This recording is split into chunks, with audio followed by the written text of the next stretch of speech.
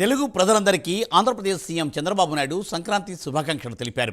ఈ సంక్రాంతి ప్రజలందరి జీవితాల్లో కొత్త వెలుగులు, ఆనందం నింపాలని ఆయన ఆకాంక్షించారు. పండుగ సమయంలో ప్రతి ఒక్కరూ సొంతూళ్లకు వెళ్లి నలుగురితో కలవడం అలవాటు చేసుకోవాలని చంద్రబాబు సూచించారు. తాను ప్రతి సంక్రాంతికి సొంత ఊరికి వెళ్తున్నానని, ఆ సంప్రదాయానికి నారా భువనేశ్వరే కారణమని అన్నారు. మానవ సంబంధాలు తగ్గిపోతున్న ఈ సమయంలో అంతా ఒకే చోట కలవడం, మాట్లాడుకోవడం అవసరమని చెప్పారు చంద్రబాబు. పేదవాడికి చేయూతనివ్వడానికి కొత్త పాలసీని త్వరలో తీసుకువస్తామని అంటున్నారు చంద్రబాబు.